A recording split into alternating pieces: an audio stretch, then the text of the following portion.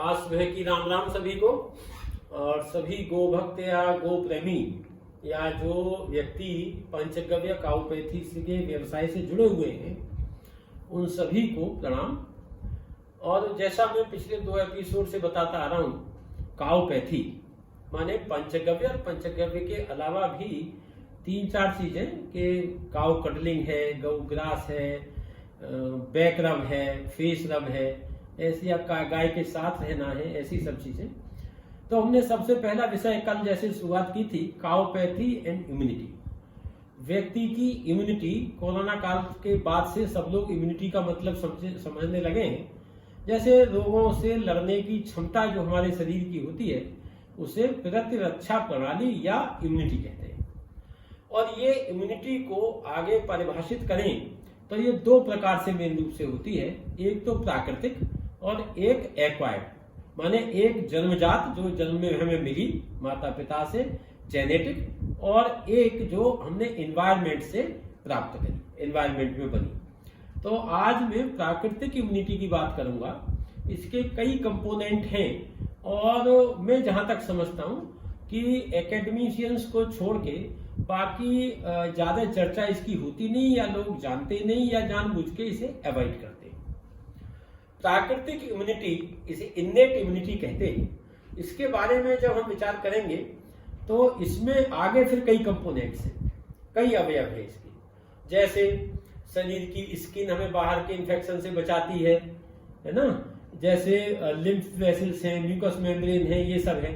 But मुख्य रूप से मैं 3-4 बातों का आज जिक्र करूंगा इसमें, जिसमें से एक तो है मैक्रोफेज, एक है एनके सेल्स और एक साइटोकाइन्स।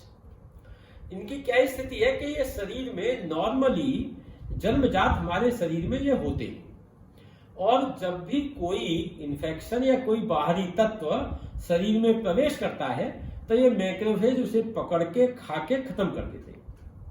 इसी प्रकार एनके सेल्स हैं। एनके सेल्स वायरस को ज्यादा ध्यान देते हैं या कैंसर सेल्स को। वायरस को माने वायरस का इन्फेक्शन हुआ और वो शरीर में जैसे ही आया, वायरस को हम लोग जानते हैं कि इंट्रासेल्यूलर रहता है, सेल के अंदर रहता है, तो एनके सेल जल्दी से आएगी और उस सेल को नष्ट कर देगी। ऐसी क्वालिटी इन सेल्स में होती है। और साइटोकाइन्स, साइटोकाइन्स वास्तव में क्या है कि द्रव हैं, प्रोटीन्स हैं, और ये कोशिकाओं के बीच में मैसेंजर का काम करते हैं।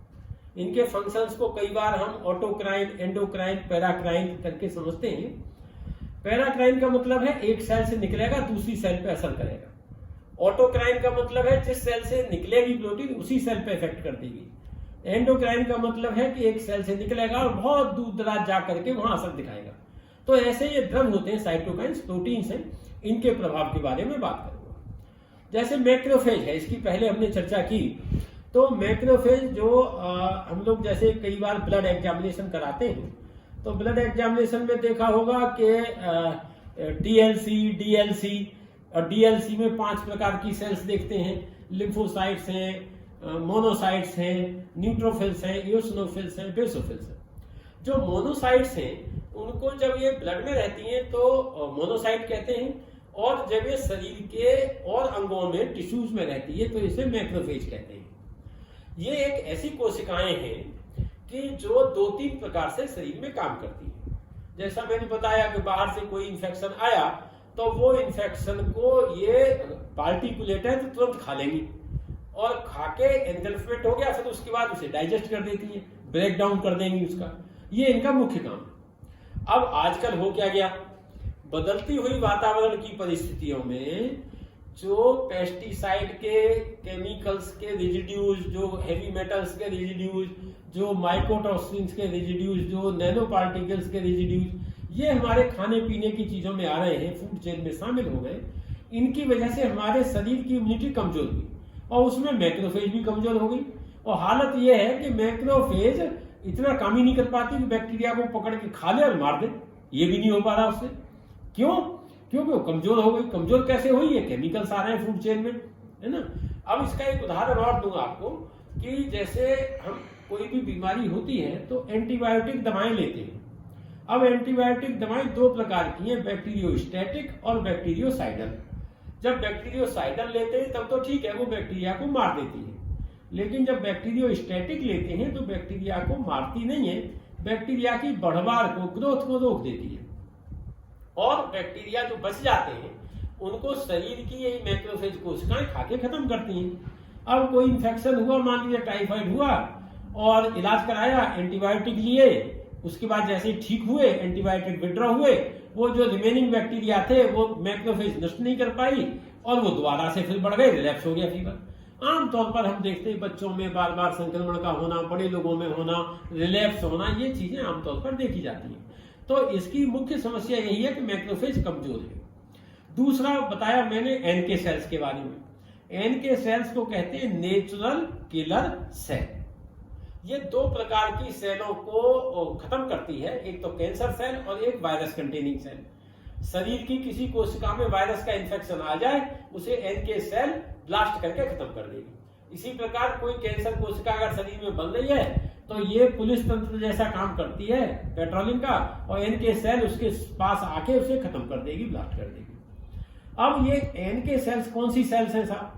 जो लिम्फोसाइट होती है उसमें देखते हैं, जैसे डीएलसी में, तो लिम्फोसाइट्स में 3 प्रकार की लिम्फोसाइट्स हैं, टी लिम्फोसाइट्स, बी लिम्फोसाइट्स और कुछ ऐसी जो न तो टी है और न बी है, वो सबको एनके सेल्स कहते हैं। एनके सेल्स बड़े प्रकार की कोशिका है और ये शरीर में एक्टिव होके कैंसर और वायरस इन्फेक्शन वाली सेल्स को खाके खत्म करती है। बहुत बड़ा काम है इसका। इसी प्रकार अब साइटोकाइंस, तो साइटोकाइंस का क्या है कि वो प्रोटीन से एक सेल से निकलते हैं, दूसरी जगह काम करते हैं, एक तरह से मैसेंजर का काम करते हैं, सूचना पहुंचाने का काम करते हैं। जैसे हम लोग व्हाट्सएप मैसेज कर देते हैं, किसी को फोन कॉल कर देते हैं, उसी प्रकार ये साइटोकाइंस एक सेल से दूसरी सेल, जिसकी जहां जरूरत है वहां उसका फोर्स को लगाना, उससे ड्रग निकलना और जो इन्फेक्शन बॉडी में आया है उसको कैसे ही खत्म करना, ऐसे इनके काम होते हैं। ये एक नॉर्मल प्रक्रिया है जो प्राकृतिक रूप से शरीर में हमेशा बनी रहती है और चलती रहती है। जैसा मैंने बताया कि जो प्रदूषित फूड है हमारा, पानी है, खाना है, हवा है, इन सभी से दूषित वातावरण में हमारा क्या हो गया कि ये सब सिस्टम वीक हो गया, कमजोर हो गया। गोमूत्र जो देसी गाय का पंचगव्य अवयव है, उनमें मुख्य रूप से गोमूत्र जो डिस्टिल्ड करके औषधि के रूप में प्रयोग होता है, ऐसे गोमूत्र का 10 से 15 ml सुबह आधा ग्लास पानी में लेने से ये इम्यूनिटी मजबूत होती है, माने मैक्रोफेज को ताकत मिलती है।